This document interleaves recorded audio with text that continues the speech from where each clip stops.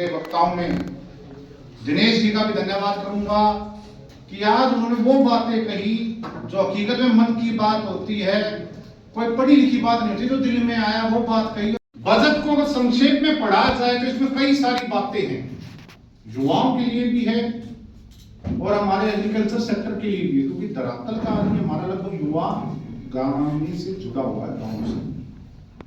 अब आ जाते हैं पहले युवाओं की बात करें। ये सच्चाई है, जैसे संदीप जी ने ये बात कही आपके सबके समक्ष, कि ये बजट आने वाले 21 साल को लेके चला है, 2026 है और 2047 तक के 21 साल। इस बजट को लिया गया आने वाले 21 सालों को देख के।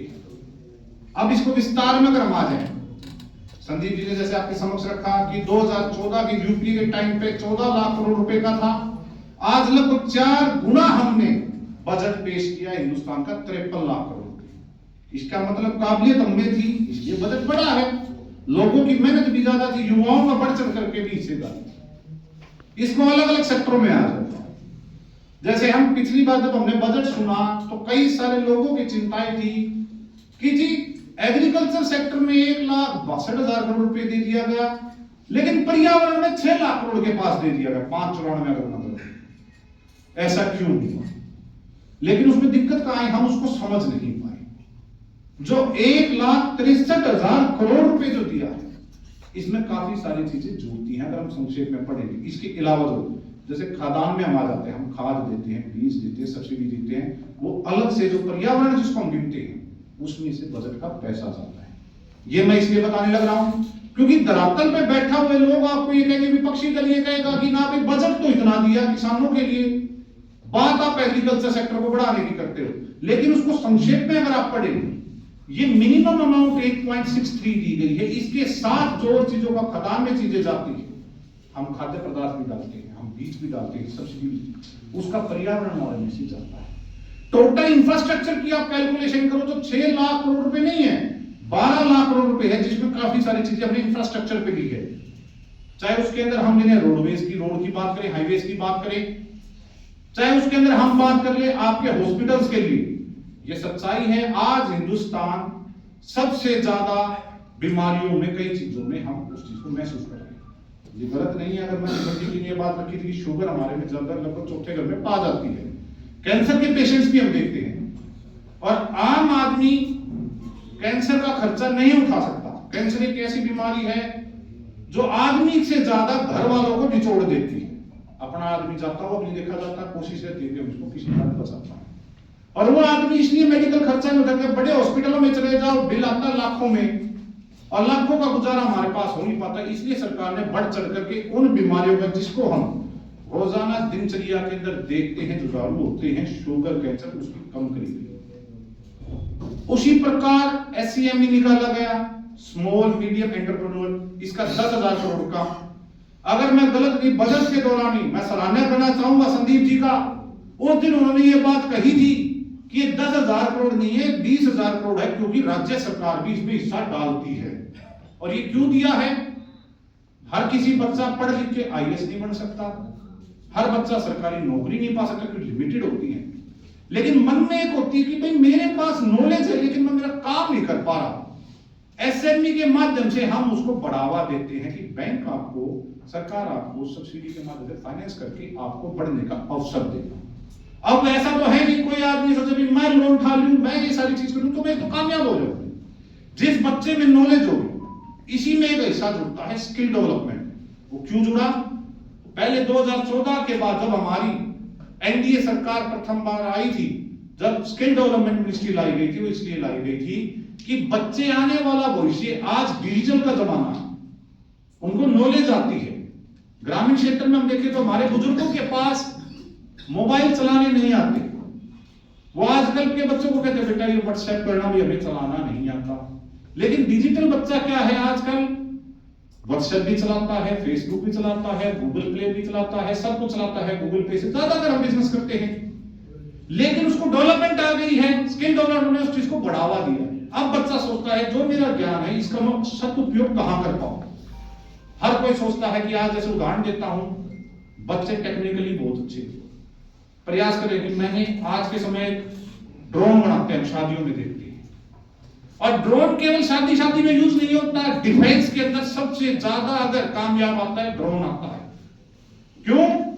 क्योंकि डिफेंस का हमारा जवान जहां पहले रातों को कोशिश करता था दुश्मन को आघात पहुंचाने के लिए उसकी पोजीशन देखा करता था, तो देसी भाषा में दूरबीन बोलते हैं, बाइनोकुलर जो होता है उसके माध्यम से देखता था नाइट विजन से भी वहां बैठा। आज ड्रोन के माध्यम से हम उसकी सारी की सारी 3D में भी देख लेते हैं कहां पे कहां कोई दुश्मन बैठा। लेकिन वो ड्रोन बनाया किसने? डेवलपमेंट से, बच्चों के ज्ञान से। बच्चे ने प्रयास किया कि मैं कोई ऐसा ड्रोन बनाता हूं, लेकिन मेरी भाई इनकम नहीं है, आर्थिक मजबूरी में इतना कमजोर हूं, कैसे करूं?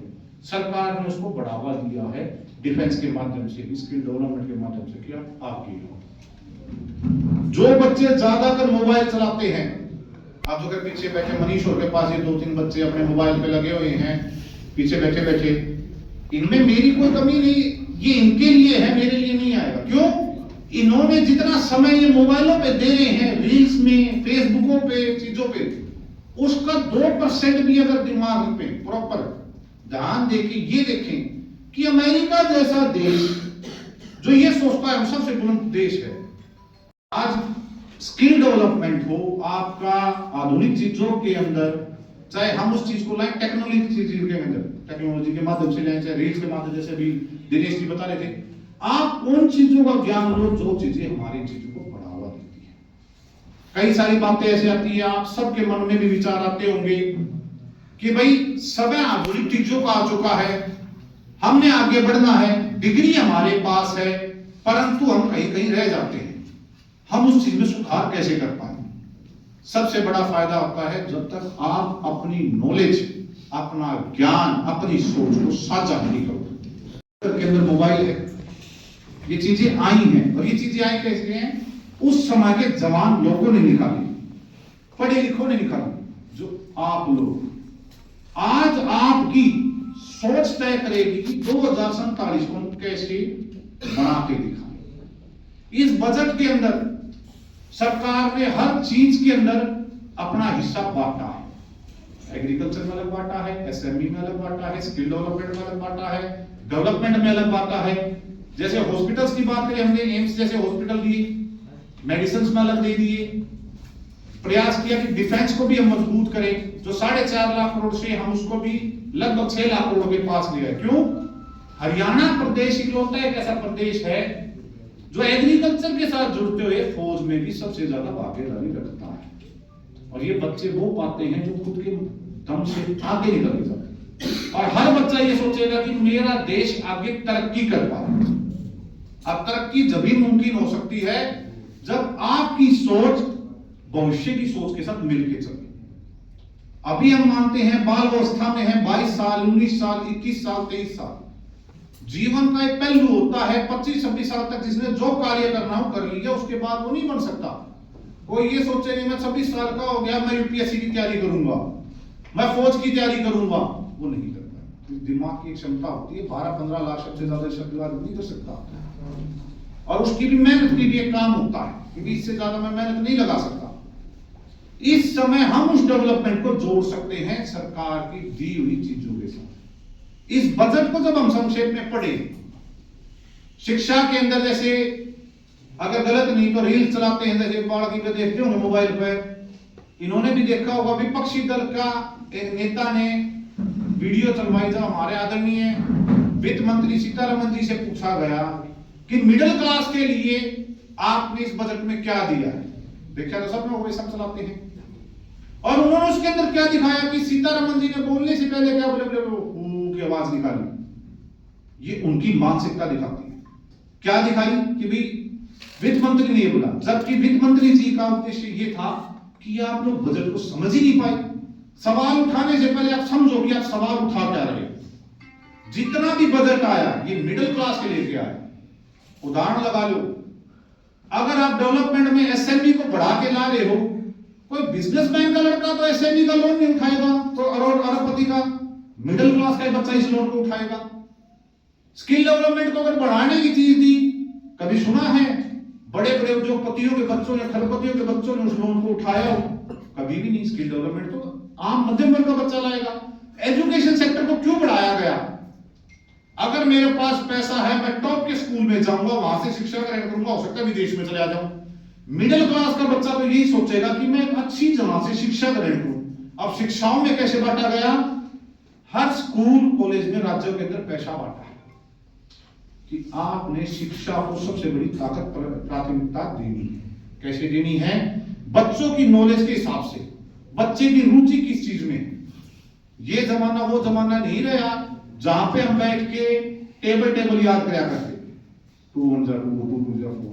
अब की किताबें आप आज से जो बच्चा 8वीं क्लास में 9वीं क्लास में उसकी किताब उठा लो, आपको डिफरेंस पता चल जाएगा कि धीरे धीरे किताबों का भी नॉलेज बदली। उन्हीं के लिए ही बजट में पैसा दिया गया है, जो सारी की सारी मिडिल क्लास के बच्चों के लिए, उस लॉबी के लिए जो देश का सबसे ज्यादा भार उठाती है। कैसे, किसान अपनी किसानी करता है, जो पति बिजनेस करता है, लेकिन उस बिजनेस के बीच का जो आदमी होता है, दुकान चलाने वाला है, वो मध्यम वर्ग का आदमी होता है। हेल्थ की सबसे ज्यादा दिक्कत उसकी आती है, एग्रीकल्चर सेक्टर से भी वही जीतता है। तो ये सारा का सारा बजट दिया गया था मिडिल क्लास के लिए, लेकिन विपक्षी दलों ने इसको भगवा बनाया दूसरा। जैसे कि संदीप जी ने भी, कईयों ने ये बात रखी, विपक्षी दल सत्तर नहीं चलने देता। उसका कारण ये, जब उनकी सरकार थी, सारी मेहनत करके भी वो इतना बजट नहीं ला पाए जितना बजट हमने इस साल उनका 4 गुना दे पाया, हर सेक्टर में बांट के दिया, जिससे हमारे बच्चे आगे विकसित कर पाए। मेरी आपसे इस मंच के माध्यम से ये विनती है, आपने तय करना है कि आने वाला समय आप अपना समय बनाओगे या विपक्षियों का समय बनाओगे। मैं इसलिए कह रहा हूं, विपक्षी सिर्फ भड़काने का काम करते हैं। उनको पता है उनका नेता हार गया, वो भड़ास निकालने का प्रयास करते हैं। ये बढ़ती है, आपके पास बैठ के आपको छेड़ने का प्रयास करेंगे, लेकिन कहते हुए ना, सोना जभी तपता है, जितनी गर्मी में वो रहेगा, आंच में रहेगा, जभी वो निखार में आएगा। ये समय आपका निखार आने का है, किसी नेता का नहीं है, किसी पार्टी का नहीं है। क्यों? क्योंकि युवाओं का है आने वाला भविष्य कैसे बनाना है। बजट को संक्षेप में पढ़ना, सही इस्तेमाल से उस पैसे को देखना, समझना कि कृषि का कितना गया है, पर्यावरण का कितना गया है, डिफेंस का कितना गया है, हमारा मेडिकल का कितना गया है, और उसको समझाना लोगों के बीच में। क्योंकि अब कॉलेज में आप पढ़ते हो, कई बच्चे दरोगे पाते हैं, बैठे रहते हैं, आपको भी छेड़ने के लिए बैठे रहेंगे कि भाई आपकी सरकार ने क्या किया, आपकी सरकार ने क्या किया। ये आपकी नैतिकता बनती है उस चीज को समझाना कि रुको, सरकार की पॉलिसीज नियम ये हैं, और ये क्यों हैं, ताकि हम भविष्य के अंदर हमारे लिए भविष्य अच्छा बना पाए, वरना हम पीछे रह जाएंगे। आप लोगों से मेरी विनती एक और है, अगर अध्यक्ष जी की इजाजत हो सकता है कईयों के दिमाग में, कॉलेज में बैठते हो, कुछ सोच आपके दिमाग में प्रश्न भी हो कि जी ऐसी ऐसी चीजें हैं, हम इस चीज को देखने लग रहे हैं, हम इस चीज को बताते हैं, और हम चाहते हैं कि हमारी ये सोच आगे भी जाए। अगर मैं गलत नहीं करता जी, माननीय प्रधानमंत्री जी ने युवा बजट के दौरान ये भी कही है कि जितने भी हैं, जो युवाओं को बजट का हिस्सा पाएगा, उनसे मिलने का भी समय उनको दिया जाएगा। हम भी ये चाहेंगे कि हमारे अध्यक्ष जी का नाम इसलिए है कि हमारे बढ़ के युवाओं ने सवाल उठाए, देश हित में उठाए, अच्छे उठाए, जो हम आने वाले समय में और तरक्की में सुधार कर पाए। सच्चाई है, सारी की सारी चीजें एक बजट में नहीं हो सकती, कमियां बननी भी पा जाएगी। कमियों को सुधारेगा कौन? जब हमारा युवा अपना भविष्य सोच के उसके साथ मिलकर। तो मेरी भी अध्यक्ष जी से विनती है, अगर किसी के मन में कोई सुझाव हो तो वो भी जरूर बताएं, ताकि हम भी सुधार करें और आपका सुझाव को भी रखें। यही कह के मैं पुनः धन्यवाद करूंगा आप सभी का कि आप सभी ने समय दिया, क्योंकि ये आने वाला समय आप लोगों का समय है, आपकी सोच का समय है, और ये सबसे बड़ा संघर्ष का समय है अपनी पीढ़ी के लिए, जो 2047 का वो सम्मान दे पाए, जो 100 साल इस देश की आजादी को हो जाएंगे, और ये वो पीढ़ी पाएगी जो 47 के समय को अच्छी तरीके से, गौरवता से महसूस करके 100 साल होते हुए देखेगी देश को, और महसूस करेगी कि क्या क्या किया, पूर्वजों की क्या शिक्षा थी। क्यों? क्योंकि इसमें मिलेनियम भी हैं, जेनजी भी हैं, सारी पीढ़ी के बैठे हैं। ये जयवीर जी और बैठे, ये 70 साल के चले गए, ये पीढ़ी के भी हैं, हमारे वर्ग के भी हैं, कोई 90 के पैदावार वाले, और कोई जेनजी भी पाएंगे 2000 वाले। उन सबको देख